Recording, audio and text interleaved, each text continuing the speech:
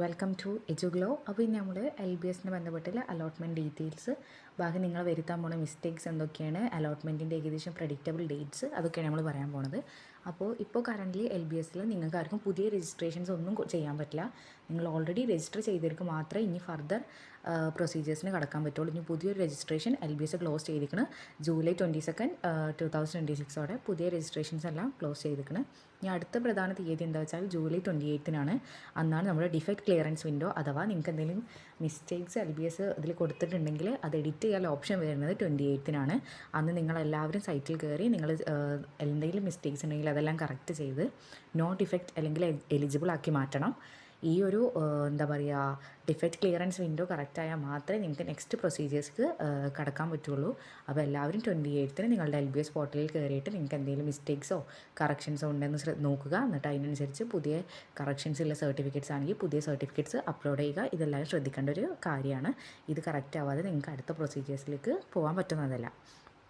അടുത്തതായി പറയാനാണെങ്കിൽ നമ്മൾ അഡ്മിഷൻസിൽ ഏറ്റവും എല്ലാവരും കോമൺ ആയിട്ട് വരുത്തുന്ന ഒരു 3 മിസ്റ്റേക്സിനെ പറ്റിയിട്ടാണ്. ഫസ്റ്റ് എല്ലാവരും നോക്കേണ്ടത് +2 മാർക്ക് മിസ്മാച്ച് ആണ്. അതിൽ പറയുകയാണെങ്കിൽ ഫിസിക്സ്, കെമിസ്ട്രി, ബയോളജി, ഇംഗ്ലീഷ് മാർക്കുകൾ നമ്മൾ കറക്റ്റായിട്ട് എൻട്രി ചെയ്തിട്ടുണ്ടാവും. അത് കറക്റ്റാണോ നോക്കുക. നിങ്ങളുടെ +2 സർട്ടിഫിക്കറ്റ് കമ്പയർ ചെയ്യുമ്പോൾ നിങ്ങൾ എൻട്രി ചെയ്ത മാർക്ക് കറക്റ്റാണോ നോക്കുക. അത് തെറ്റാണെങ്കിൽ നമ്മൾ ഈ LBSൻ്റെ അപ്ലിക്കേഷനിൽ നിന്ന് പുറത്താവാൻ ചാൻസ് ഉണ്ട്. പിന്നെ വേറെ രണ്ടാമത് നോക്കേണ്ട കാര്യം SSLC ബേസിക് ഡീറ്റെയിൽസ് മിസ്മാച്ച് ആണ്. അഥവാ നിങ്ങളുടെ SSLC സർട്ടിഫിക്കറ്റ്സ് കറക്റ്റ് അതുപോലെ ആയിരിക്കണം നിങ്ങളുടെ അപ്ലിക്കേഷനിലെ സ്പെല്ലിങ്സ്. ഇപ്പോൾ നിങ്ങളുടെ പേരിൻ്റെ ആയാലും ഡേറ്റ് ഓഫ് ബർത്ത്, നിങ്ങളുടെ സ്കൂളിൻ്റെ പേര്, കോളേജ് നെയിം, ബാക്കി എല്ലാ കാര്യങ്ങളും അഡ്രസ്സ് എല്ലാം SSLC സർട്ടിഫിക്കറ്റിൽ എങ്ങനെയാണോ അതേ സ്പെല്ലിങ് തന്നെ ആവണം ആപ്ലിക്കേഷനിൽ ഉണ്ടാവേണ്ടത്. മൂന്നാമത്തെ കാര്യം എന്താ വെച്ചാൽ എക്സ്പയർഡ് സർട്ടിഫിക്കറ്റ്സ് ആണ്. ഇപ്പോൾ എക്സാമ്പിൾ പറയുകയാണെങ്കിൽ ഇൻകം സർട്ടിഫിക്കറ്റിനൊക്കെ 1 ഇയർ വാറൻറ്റി ഉള്ളൂ.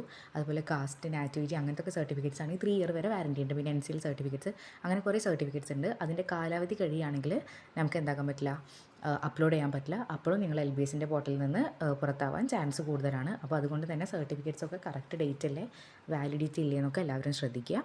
പിന്നെ ഇനി നമ്മൾ പറയാൻ പോകുന്നത് അലോട്ട്മെൻറ്റ് ഏകദേശം ഒന്ന് എക്സെപ്റ്റ് ചെയ്യുന്ന ഒരു പ്രഡിക്റ്റഡ് ഡേറ്റ് ആണ് നോക്കുന്നത്. കഴിഞ്ഞ ഇയർ അഥവാ 2025 ഏകദേശം അലോട്ട്മെൻറ്റ് ഒക്കെ സ്റ്റാർട്ട് ചെയ്തിരിക്കുന്നത് സെപ്റ്റംബർ ഫസ്റ്റ് വീക്കാണ്. പക്ഷേ ഈ ഇയർ ഏകദേശം പ്രൊവിഷണൽ റാങ്ക് ലിസ്റ്റ് വരാൻ പോകുന്നത് ഫസ്റ്റ് വീക്ക് ഓഫ് ഓഗസ്റ്റിലാണ് നമ്മളൊരു പ്രൊവിഷണൽ റാങ്ക് ലിസ്റ്റ് വരിക. അപ്പോൾ പ്രൊവിഷണൽ റാങ്ക് ലിസ്റ്റ് വരുമ്പോൾ നിങ്ങളെല്ലാം ശ്രദ്ധിക്കേണ്ട കാര്യം എന്താ വെച്ചാൽ റാങ്ക് ലിസ്റ്റ് വന്നാൽ നിങ്ങളുടെ പേരും നിങ്ങളുടെ കാറ്റഗറിയും കറക്റ്റ് അല്ലേ നോക്കുക.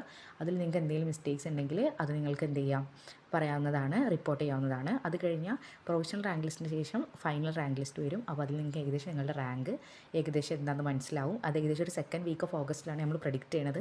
ഇത് LBSൻ്റെ അപ്ലിക്കേഷൻ ആയതുകൊണ്ട് അപ്ലിക്കേഷൻ വീണ്ടും എക്സ്റ്റെൻഡ് ആയി പോകാൻ ചാൻസ് കൂടുതലാണ്. എന്നാലും ഇതുവരെയുള്ള ഒരു കറക്റ്റ് നോക്കുമ്പോൾ ഏകദേശം സെക്കൻഡ് വീക്ക് ഓഫ് ഓഗസ്റ്റിൽ നമ്മുടെ ഫൈനൽ റാങ്ക് ലിസ്റ്റ് വരുന്നതാണ്. അപ്പോൾ ഫൈനൽ റാങ്ക് ലിസ്റ്റിൽ നിന്ന് നിങ്ങൾക്ക് ഏകദേശം റാങ്ക് നോക്കിയാൽ നിങ്ങൾക്ക് ഏത് കോളേജിൽ ഏതൊക്കെ കോഴ്സിൽ കിട്ടാൻ പറ്റും. ഞാൻ മുന്നേ ഒരു വീഡിയോ ചെയ്തിരുന്നു, അതെല്ലാവരും കയറി നോക്കുക. അതിലുണ്ട് നിങ്ങൾക്ക് BSc നഴ്സിങ്ങിൻ്റെ വീഡിയോ ഞാൻ ചെയ്തിട്ടുള്ളത്. വേറെ ഏതെങ്കിലും കോഴ്സിന് സജഷൻസ് ഉണ്ടെങ്കിൽ പറയും. 2025 ഏതൊക്കെ റാങ്ക് വരെ ഏതൊക്കെ കോളേജിൽ കയറിയിരിക്കണം പറഞ്ഞിട്ട് ഞാൻ ഒരു വീഡിയോ ചെയ്തിട്ടുണ്ട്. പിന്നെ സെക്കൻഡ് വീക്ക് ഓഫ് ഓഗസ്റ്റ് ഒക്കെ ആയിട്ട് നമ്മുടെ ഓപ്ഷൻ രജിസ്ട്രേഷൻ സ്റ്റാർട്ട് ചെയ്യും. അഥവാ നിങ്ങളുടെ കോഴ്സ്, കോളേജസ് ഏതൊക്കെ കോളേജാണ് അല്ലെങ്കിൽ ഏതൊക്കെ കോഴ്സിനാണ് നിങ്ങൾ കൊടുക്കുന്നത് അത് ഏകദേശം സ്റ്റാർട്ട് ചെയ്യും. പിന്നെ ട്രയൽ അലോട്ട്മെൻറ്റ് ഏകദേശം തേർഡ് വീക്ക് ഓഫ് ഓഗസ്റ്റിൽ നിങ്ങളുടെ ട്രയൽ അലോട്ട്മെൻറ്റ് അഥവാ ട്രയൽ അലോട്ട്മെൻറ്റിൽ വന്ന കോളേജും അല്ലെങ്കിൽ കോഴ്സും തന്നെ ആവും നിങ്ങൾക്ക് ഫസ്റ്റ് അലോട്ട്മെൻറ്റ് വരിക. പിന്നെ first allotment, second allotment, third allotment, പിന്നെ നിങ്ങൾ കോളേജിൽ പോയിട്ട് അഡ്മിഷൻ എടുക്കേണ്ട അങ്ങനത്തെ ഒക്കെ പ്രൊസീജിയേഴ്സ് ഈ ഡേറ്റിനെ ഡിപ്പെൻഡ് ചെയ്തിരിക്കും നിങ്ങളുടെ first allotment, second allotment, third allotment ഒക്കെ വരല്. അപ്പോൾ ഇത്രയും കാര്യങ്ങൾ നമ്മൾ അലോട്ട്മെൻറ്റിൻ്റെ കാര്യത്തിൽ ശ്രദ്ധിക്കണം. പിന്നെ നമ്മൾ നോക്കേണ്ടത് എന്താ വെച്ചാൽ ഓപ്ഷൻ എൻട്രി, ടോക്കൺ ഫീസ് അങ്ങനത്തെ ഓരോ കാര്യങ്ങളാണ്. അതിലാദ്യം നോക്കേണ്ടത് എല്ലാവർക്കും പറ്റുന്നൊരു മിസ്റ്റേക്ക്. ഇപ്പോൾ എക്സാമ്പിൾ പറയുകയാണെങ്കിൽ ഒരു കുട്ടിക്ക് 298 പോയിൻറ്റ് ഇൻഡെക്സ് സ്കോർ ഉണ്ട്.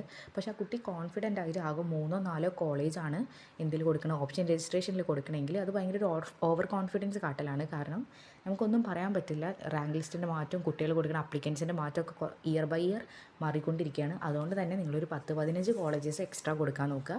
ഫസ്റ്റ് ഇപ്പോൾ എക്സാമ്പിൾ BSc നഴ്സിംഗ് ആണ് കൊടുക്കണമെങ്കിൽ ആദ്യം ഗവൺമെൻറ് കോളേജസ് ഫുള്ള് കൊടുത്തിട്ട് ഒരു ബാക്കപ്പ് ഓപ്ഷനായിട്ട് നിങ്ങൾക്ക് എന്ത് ചെയ്യുക, പ്രൈവറ്റ് സെൽഫ് ഫിനാൻസിങ് കോളേജസ് നല്ലതായിട്ട് കൊടുക്കാവുന്നതാണ്. പിന്നെ എന്താ പറയേണ്ടത്, നിങ്ങൾ ഒരിക്കലും ടെൻഷൻ ആവേണ്ട. ഫസ്റ്റ് ഞാൻ ഗവൺമെൻറ് കൊടുത്ത് ഞാൻ 10ാമതൊരു പ്രൈവറ്റ് കോളേജ് കൊടുത്ത് നിങ്ങൾക്ക് പ്രൈവറ്റ് കോളേജ് കിട്ടുമോ എന്ന് വിചാരിച്ച് നിങ്ങൾ ആരും ടെൻഷൻ ആവേണ്ട.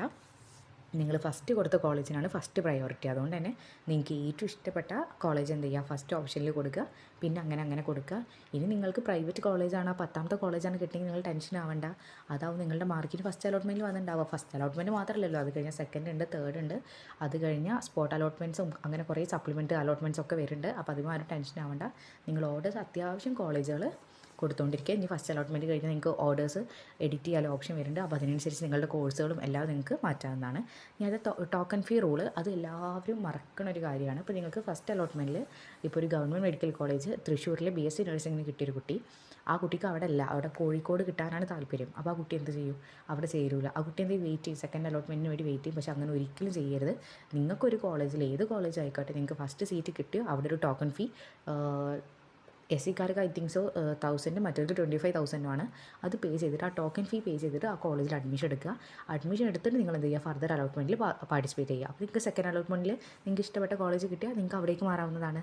പക്ഷേ നിങ്ങൾ ഈ ടോക്കൺ ഫീ പേ ചെയ്തിട്ടില്ലെങ്കിൽ നിങ്ങൾക്ക് എന്ത് ചെയ്യാൻ പറ്റില്ല, അടുത്ത അലോട്ട്മെൻറ്റിലേക്ക് പോകാൻ പറ്റില്ല. അതുകൊണ്ട് തന്നെ നിങ്ങൾ എല്ലാവരും ശ്രദ്ധിക്കേണ്ട ഒരു പോയിൻറ്റ്, ഫസ്റ്റ് ഏത് കോളേജിലാണോ സീറ്റ് കിട്ടുന്നത് അപ്പോൾ അവിടെ ടോക്കൺ ഫീ പേ ചെയ്ത് എന്നിട്ട് അടുത്ത അലോട്ട്മെൻറ്റ് പ്രൊസീജിയേഴ്സിൽ പാർട്ടിസിപ്പേറ്റ് ചെയ്യാവുന്നതാണ്. ഇല്ലെങ്കിൽ നിങ്ങൾ ഈ LBS പോർട്ടലിൽ നിന്ന് ആപ്ലിക്കേഷനിൽ നിന്ന് പുറത്താവുന്നതാണ്. അതുകൊണ്ട് ഇതെല്ലാവരും ശ്രദ്ധിക്കണം. ടോക്കൺ ഫീ പേ ചെയ്തിട്ട് മാത്രമേ നിങ്ങൾക്ക് അടുത്ത കോളേജിൻ്റെ ഓപ്ഷൻസിൽ പാർട്ടിസിപ്പേറ്റ് ചെയ്യാൻ പറ്റുള്ളൂ. ഓക്കെ, അപ്പോൾ ഇത്രയും കാര്യങ്ങൾ നിങ്ങൾ ശ്രദ്ധിക്കുക. നിങ്ങൾക്ക് വീഡിയോ മനസ്സിലായി എന്ന് വിചാരിക്കണം.